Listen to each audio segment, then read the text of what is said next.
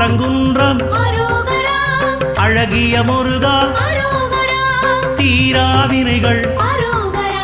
தீர்த்திட வேண்டும்